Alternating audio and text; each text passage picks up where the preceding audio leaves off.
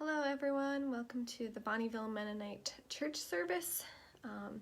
This morning for our sermon, we are going to be reading from Matthew 20:1 through 16. And it's the story of, or the parable of the laborers in the vineyard. For the kingdom of heaven is like a landowner who went out early in the morning to hire laborers for his vineyard. After agreeing with the laborers for the usual daily wage, he sent them into his vineyard. When he went out at about 9 o'clock, he saw others standing idle in the marketplace, and he said to them, "You also go into the vineyard."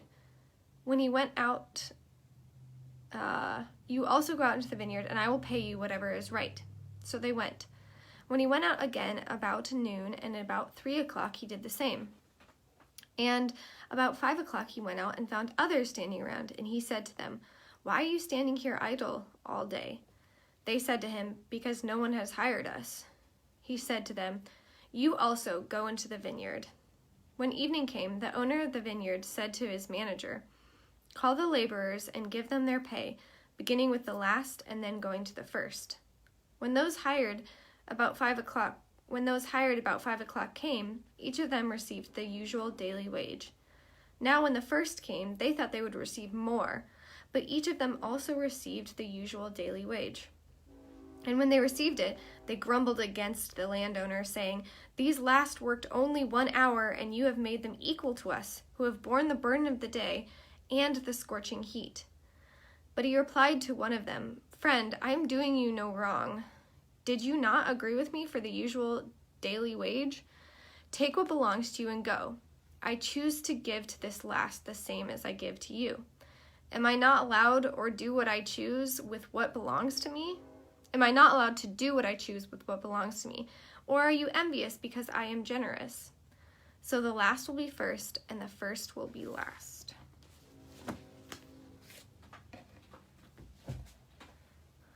When I was little, and I grumbled to my parents about whatever was inconveniencing me at that moment, I would often say, "It's not fair," which may sound familiar to you if you're a parent or grandparent or are around kids, or you just think life isn't fair.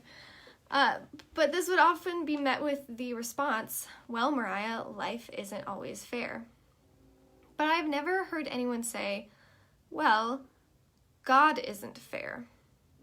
Yet that's what this passage seems to be saying. Either God isn't fair, or the kingdom of heaven isn't fair, which seems like a strange statement. We normally think of God as good, just, and fair. Yet in this instance, the landowner pays workers the same amount of money, even though they all worked a different number of hours. I think one of the best illustrations I read to kind of explain this was, this story is reminiscent of a teacher giving a student an A at the end of the semester when they had only showed up on the last day. It also reminds me of the critique I have heard frequently about how millennials, my generation, are the participation trophy generation. We grew up getting trophies just for showing up. This has apparently led to a rotten work ethic as adults. Not only are we considered lazy, but also entitled, believing that if we just show up, then we deserve praise and a reward. This stereotype, in my totally unbiased opinion, is absurd and untrue. Not the participation trophy part, because I received quite a few of those, but that it crafted an entire generation into ungrateful people. So what exactly is Jesus trying to get across here? Is it about economics, money? Is it about justice? Is it about grace? I say yes, all of the above. This form of storytelling, a parable, is about crafting an image in the listener's minds. It's about conveying an idea through a real-life example. Parables are often told in ways that leave the interpretation up to the listener. The truths are found in Jesus' parables are almost timeless. It is helpful, however, to have some clues into the context of this parable, especially since the scene that Jesus is depicting is not one that's overly familiar. This picture of workers waiting in the marketplace for work is not exactly how our economy works today, especially if you view it from the Western middle class 9-to-5 day job lens. However, in the article, The Laborers of the Vineyard, a Hispanic homiletical reading by Pablo A. Jimenez, Jimenez says that this story would ring more familiar to hundreds of thousands of Hispanics working in seasonal jobs, Latinos and Latinas who work today not knowing if they will have a paycheck tomorrow. He gives the example of the desempleados, or the unemployed Latinos who stand at intersections of busy streets, waiting for somebody to pass by and offer them $20 in exchange for doing house or yard chores. Anna MacArthur, in her article, 11th Hour Workers, provides this immersive exercise to help us get into the shoes of the original audience in Matthew.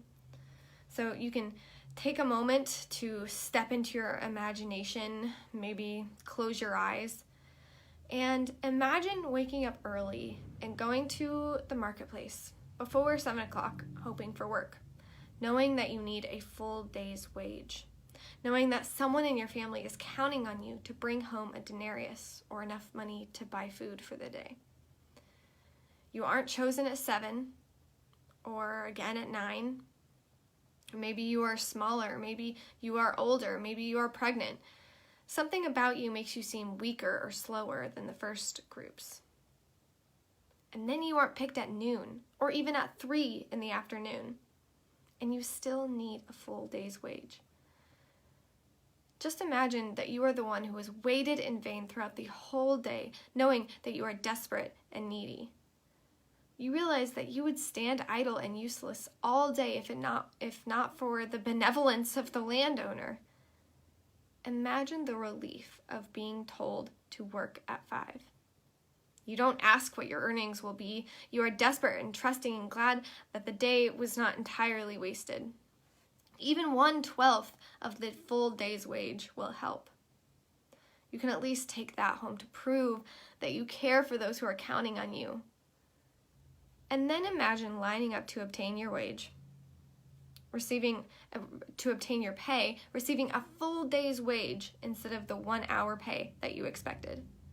Imagine the extravagance of that act, a full day's wage. Imagine how heavy it feels in your hand. Imagine how immense is your thankfulness for a master who does not play by the rules, but whose generosity overflows. Imagine your gratefulness. There must be a reason why Jesus chose to use economics for an example. Money, at least today, I'm not sure if it was the case thousands of years ago, but possibly, money is tied with our sense of worth, safety, pride. Some people view their sole role in life as a provider. What do? Who are they? They provide for their family. That means that money is also wrapped up in your sense of identity. There is a lot to unpack there. And Jesus says, yep, let's go there. Let's talk money. It's worth noting that right before this parable in Matthew is the story of the rich young ruler who has this man, he's memorized all the laws of the Hebrew Bible. He's been a good practitioner of the Jewish faith. He has done what he is supposed to do in order to enter into the kingdom of heaven. So he says to Jesus, I have followed all of the laws. What am I missing? And Jesus says, in order to be complete, in order to be whole, you must sell all your possessions and give your money to the poor. Your treasure is in heaven. Once you have done this, come, follow me. The man leaves upset because Jesus asked him the one thing that he could not bring himself to do. Jesus cares about money. Well, to be more accurate, he cares about the fact that some people have more money than others in our world. And you can see this throughout the entire Bible. In fact, there's an entire lens of biblical interpretation called liberation theology that looks at the Bible through the eyes of a God with a preferential option for the poor.